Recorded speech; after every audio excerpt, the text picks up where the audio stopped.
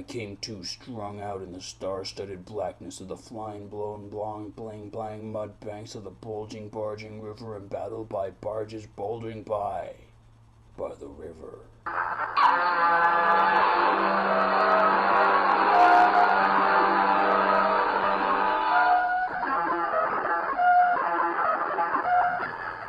I lay there in the mud, just lay there staring at the universe, listening to the deep waters lug and lap along the lonesome rocky shore.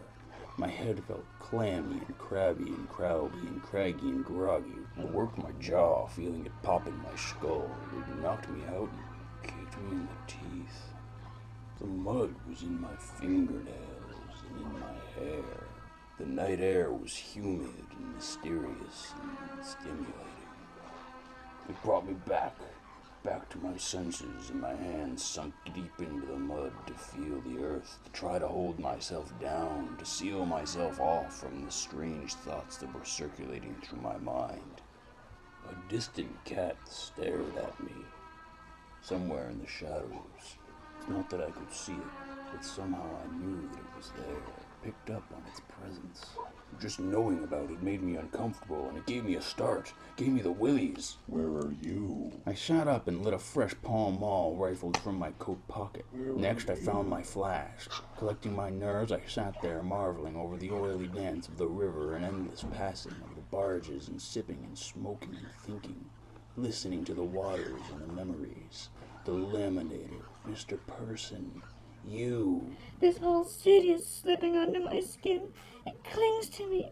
I can feel it caked under my nails and in my hair. And oh, it's just so awful. I remembered it like it was yesterday, because it was. Or was it the day before yesterday, or the day before that? Or maybe it was tomorrow. God, how horrible. To know the doom and the blows and the heartache to come, to know you are in for it, and I mean really in for it, in for that maniacal spinning in the darkness, spinning and losing yourself in that black and that love that's impossible to gain, taking the blows, being pounded and lost and spinning. If what was what was to come, how horrible.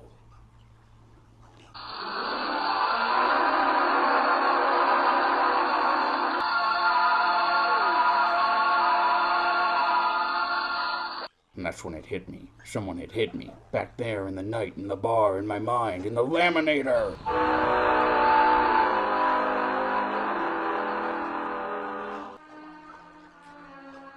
As the cigarette smoke streamed through my lungs and into my blood, as it streamed through my veins and streamed through my mind and through the hot, dark, rancid air, I tried to filter out the trivial from the pertinent. What were the facts? What were the questions? Who done it?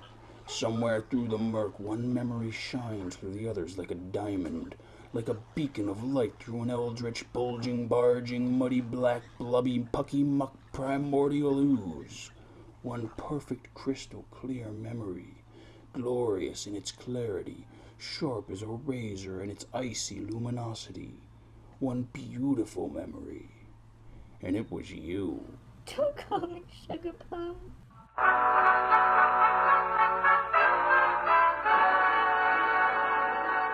And I mean you. I turned to leave, and that's when my shoe came off in the mud, and my sock foot fell into a face. A bloody face. A bloody face of a corpse. I recognized the body immediately. It was my old friend, John Doe. I checked the hands, but they'd been removed. I checked the face, but the face had been removed as well. Next, I checked the pockets. Nothing. Took note of the corpse's attire, generally nondescript, and on my way back to the office made an anonymous call to the law reporting the location of the body. That's right, baby. Anonymous. Just like our old friend, Johnny D.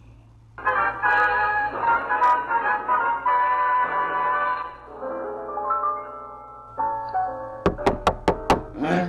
Come in. Hello? Couldn't keep yourself away, could you, kid? Well, you just called me not 10 minutes ago.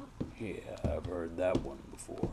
Sure you have. I said it over the phone 20 minutes ago, the first time you called me. Have a seat, sweetheart. Here, I'll fix you a drink. Oh, thank you.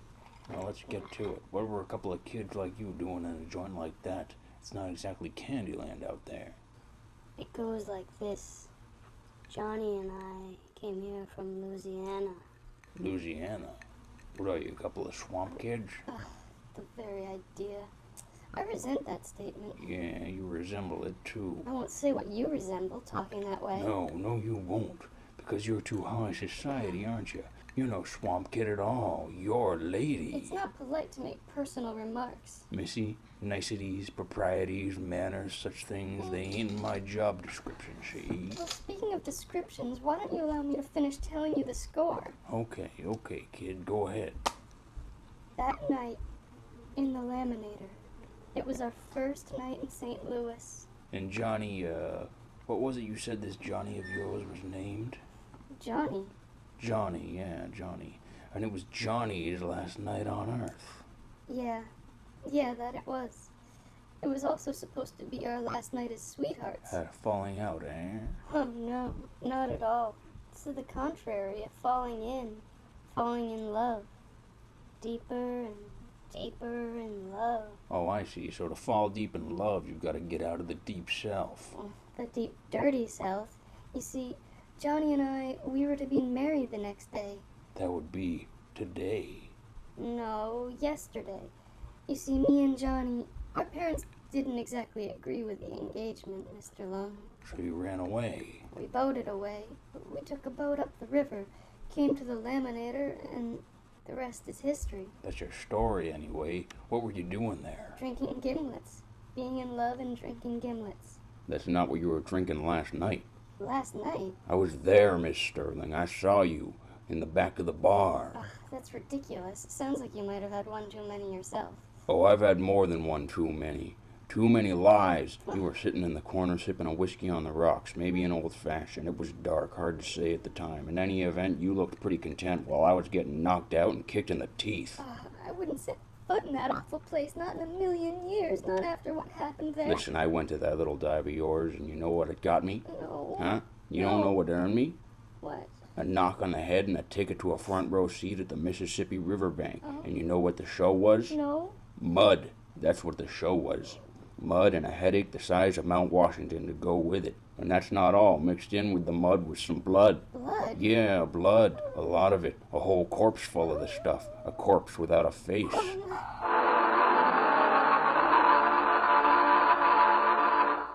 You don't think it was... Yeah, actually I do. I got a funny feeling it was. Hard to say. All identifiable parts had been removed. It'll take a right proper crime lab to identify, and that's assuming your Johnny's been reported missing and is on file. So let's quit tiptoeing around. I called you over here to give you your money back and tell you I'm out. You're out? Yeah, that's right, doll. I'm out. See, this game's too mean for me. Go find someone else to do your dirty work. Where'd you find me anyway? Why don't you go to the police? No police. Why not? If you just listen, I can explain. We weren't supposed to be there. We were on the run from the police, from everyone. And how'd you find me? In the phone book. Oh, yeah? Yeah. Yeah? Yeah. Yeah? Yes. Oh, really? Yeah. You don't say. I do. Yeah? Yeah. Okay. I'll take your word for it, but only because you said yeah. I'll take your word on not being there last night, too. I was a little dizzy at the time. You have to believe me. You have to help me. I have no one else to turn to. All right. Okay. But come on now. Melody. Give it to me straight. I can't help you unless you start talking straight. You keep softening up the story and I ask you to leave right now. Okay, we were there because Johnny had something to deliver. See, our boat made a stop the night before in some town downriver from St. Louis. It was a small town, and, well, we weren't supposed to, but Johnny and I, well, we skipped off. We went out into the swamps. We came to this weird place. It was like a palace out in the middle of the trees. It was a club or something. Dark. Neon sign. It was called Vampire World.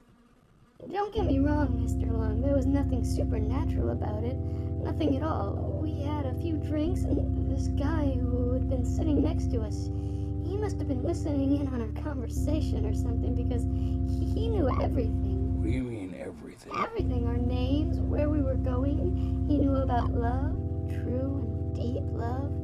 And he was drinking the strangest thing. He was drinking hot beer with pepper.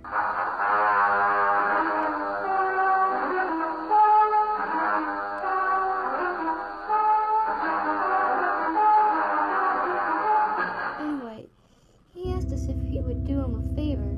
He asked us if we could drop something off for him, something in St. Louis. We were, well, frankly, Mr. Lung, we were rather sauced at the time, and so we agreed. He was very nice and generous, and we needed some extra money, and he offered us that, so he handed Johnny this package, and he said to bring it to the Laminator. We asked him what it was, and he just said it was a crystal skull.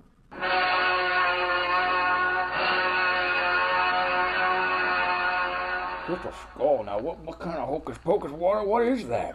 I don't know. I have no idea. See, we didn't look at it. It was all wrapped up in brown paper, and I don't know what it was. I don't know, honest. I don't know what it was, Mr. Lung, but it must have been something bad, something really, truly evil.